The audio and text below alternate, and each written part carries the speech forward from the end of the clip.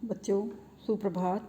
मैं डॉक्टर सुमन गुप्ता, सह आचार्य समाजशास्त्र, राजकीय महाविद्यालय नावा नागौर। बच्चों, आज हम व्यक्तिक अध्ययन विधि की सीमाएं और उसके बाद उसमें बनने वाले प्रश्नों की चर्चा हम करेंगे। सीमाएं कह लीजिए, दोष कह लीजिए, कमियां कह लीजिए, जो भी कह सकते हैं हम उनकी चर्चा हम करेंगे कि इस विधि के माध्यम से हम क्यों नहीं महत्वपूर्ण चीज़ों को खोज सकते हैं। इसकी कमियां हैं, कुछ लिमिटेशंस हैं जिनकी बात करेंगे हम। और इस लिमिट में हम सबसे पहले जो लिमिट है इसकी वो है अत्यधिक सीमित अध्ययन। व्यक्तिगत अध्ययन की सबसे बड़ी कमी है ये है कि इसमें बहुत ही थोड़ी सी इकाइयों का अध्ययन किया जाता है और उसके आधार पर एक सामान्य निष्कर्ष प्रस्तुत कर दिया जाता है। ये इकाइयाँ संपूर्ण व समग्र का प्रतिनिधित्व नहीं करती, क्योंकि कुछ इकाइयों का किया जाता है और वो समग्र का प्रतिनिधित्व नहीं कर पाती है।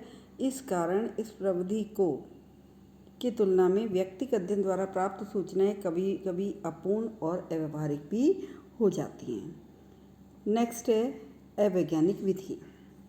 व्यक्तिगत अध्ययन को अवैज्ञानिक विधि कहा जाता है क्योंकि इसमें न तो इकाइयों का चुनाव और सूचना संकलन करने पर किसी का नियंत्रण होता है, अर्थात शोधकर्ता स्वतंत्र होता है कि कौन सी इकाई का उसको चयन करना है और किन किन पक्षों को देखना है, किस तरह से सूचनाएं संकलित करनी है, कौन सी प्रविधि काम में लेनी है, वो सब उस शोधकर्ता पर निर्भर रहती है। इसलिए शोधकर्ता पर कोई नियंत्रण नहीं होने के कारण निश्चित वैज्ञानिक एवं संगठित प्रविधि का सहारा नहीं लिया जाता है।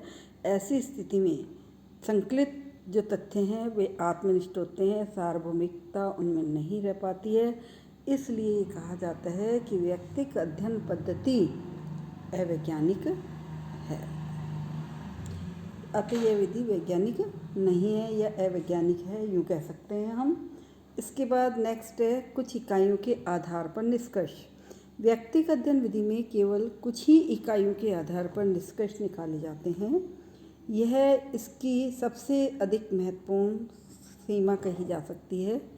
उदाहरण के लिए, यदि कुछ व्यक्तिगत प्रलेखों एवं साक्षात्कार के आधार पर मानव समूह को प्रतिनिधित्व करने वाले निष्कर्ष निकाले जाएं तो ये निश्चय ही अध्ययन की त्रुटि कही जा सकती है।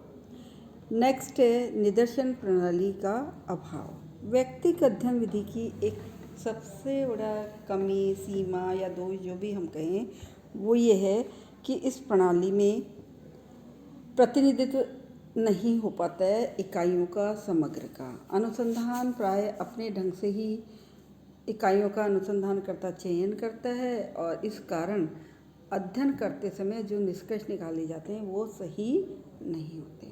नेक्स्ट है पक्षपात की संभावना।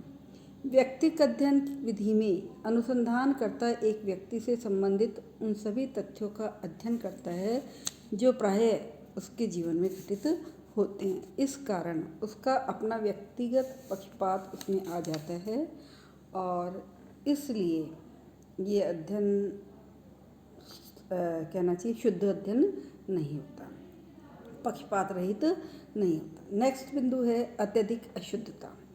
अत्यधिक अशुद्धता इसलिए है क्योंकि इसमें शोधकर्ता तथ्य संकलन करने के लिए डायरी, पत्र, जीवन इतिहास आदि से जानकारी प्राप्त करता है और ये रिकॉर्ड प्रायः दोषपूर्ण भी हो सकते हैं। कारण क्या है कि लिखने वाला ये जानता है कि इसको मेरे अलावा कोई और नहीं पढ़ेगा, और पढ़ेगा तो इसलिए थोड़ा सा उसमें कुछ चीज़ें बढ़ा चढ़ा कर लिख दी जाती हैं। अच्छी प्रवृत्ति जो है, अच्छी चीज़ों को वो बढ़ा चढ़ा कर लिखता है और अपनी कमियों या दोष को वो छिपा जाता है। तो ऐसी स्थिति में जो भी तथ्य हमारे पास आते हैं वो अशुद्ध होते हैं। नेक्स्ट है अप्रामाणिक तथ्य। व्यक्तिगत अध्ययन विधि में जिन तथ्यों का संकलन किया जाता है उनको प्रमाणित भी नहीं किया जा सकता, उनको प्रमाणित नहीं किया जा सकता है क्योंकि अनुसंधानकर्ता एक व्यक्ति के जीवन से संबंधित जो भी सूचनाएं संकलित करता है किसी दूसरे व्यक्ति के जीवन में वैसे कि वैसे घटित तो जरूरी नहीं है। ऐसी स्थिति में तथ्यों का सत्यापन नहीं किया जा सकता है। अत्यधिक खर्चीली विधि। क्योंकि ये विधि अत्यधिक खर्चीली इसलिए क्योंकि इसमें शोधकर्ता को बहुत लंबे टाइम तक शोध कार्य करने के लिए, दूसरे तथ्यों को संकलन करने के लिए वो उसको अलग अलग मेथड्स का इस्तेमाल करना पड़ता है। ऐसे में उसे अधिक समय लगने की संभावनाएं बढ़ जाती हैं और अधिक समय तक शोध कार्य करेगा तो नेचुरल है खर्चे तो बढ़ेंगे ही बढ़ेंगे। तो ये भी एक इस विधि का दोष है। नेक्स्ट है दोषपूर्ण जीवन इतिहास। व्यक्तिगत अध्ययन विधि में जीवन इतिहास का सर्वाधिक प्रयोग होता है और जीवन इतिहास प्रायः दोषपूर्ण, अवैज्ञानिक तथा पक्षपातपूर्ण होते हैं, क्योंकि व्यक्ति इसमें अपने जीवन के किसी भी पक्ष को, जीवन इतिहास को जो जब लिखता है तो बहुत कुछ बढ़ा चढ़ा कर लिख देता है, यथा तथ्य नहीं लिखता है। और जब बढ़ा चढ़ा कर लिखता है तो केवल अच्छे पक्ष को तो जीवन इतिहास में सम्मिलित किया जाता है, लेकिन अन्य यदि जीवन इतिहास किसी अन्य व्यक्ति के द्वारा लिखा होता है तो उसमें लिखने वाले व्यक्ति के अनुभव भी इंक्लूड हो जाते हैं, मिल जाते हैं, और जिससे क्या होता है ये अध्ययन दोषपूर्ण हो जाता है। इसके कारण इसके आधार पर जो निष्कर्ष निकाले जाते हैं वो दोषपूर्ण हो जाते हैं, इसलिए इसकी अपनी सीमा है। ठीक है। और लास्ट में हम ये कहेंगे, निष्कर्ष रूप में हम कह सकते हैं कि व्यक्तिगत अध्ययन पद्धति के इन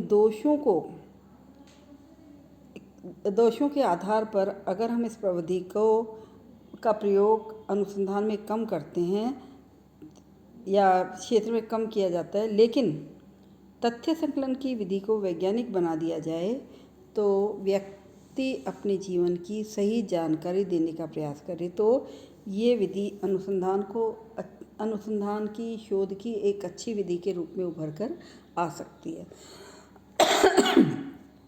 रोजर्स, ऑल्फ्रेड किन्सेल, डोलार्ड, इन्होंने कहा कि तथ्य संकलन लेखन व संपादन के स्तर पर अनेक सुधार किए हैं और आगे भी भविष्य में इस विधि का विभिन्न सामाजिक इकाइयों व घटनाओं का सूक्ष्म व गहन अध्ययन करने में ये विधि सक्षम हो पाएगी, ऐसा विश्वास है। तो इस तरह से आज अपना ये चैप्टर कंप्लीट हो जाता है। इसके बाद इसमें बनने वाले कुछ प्रश्नों की जिक्र करती हूँ, मैं बोल रही हूँ प्रश्न जो हैं, वैसे मैंने लिखा है इसमें। जैसे व्यक्तिगत अध्ययन पद्धति की परिभाषा, कोई एक परिभाषा आपसे पूछी जा सकती है। फिर व्यक्तिगत अध्ययन पद्धति की कोई 2 विशेषताएं लिखिए, है ना, इस तरह से। फिर नेक्स्ट क्वेश्चन जो है वो है व्यक्तिगत अध्ययन पद्धति की कोई एक आधारभूत या 2 आधारभूत मान्यता, है ना, तो इनकी केवल आपको बिंदु के नाम लिखने हैं, डिटेल नहीं करनी है। नेक्स्ट है व्यक्तिगत अध्ययन पद्धति के तथ्यों का प्राथमिक स्रोत कैसे, है ना, तो इसमें प्राथमिक तथ्यों के स्रोत कौन कौन से हैं, जैसे प्रश्नावली, अनुसूची, है ना, ये है। फिर जीवन इतिहास, केवल जीवन इतिहास के बारे में आपको 2 पॉइंट लिखना है। प्रलेख और व्यक्तिगत अध्ययन पद्धति की कोई 2 सीमाओं की जिक्र कर सकते हैं। और इसके बाद लास्ट क्वेश्चन है व्यक्तिगत अध्ययन पद्धति की कोई 2 महत्व बताइए या प्रकाश डालिए। तो ये छोटे लघु प्रश्न हैं जिनकी चर्चा अपन ने की है अभी।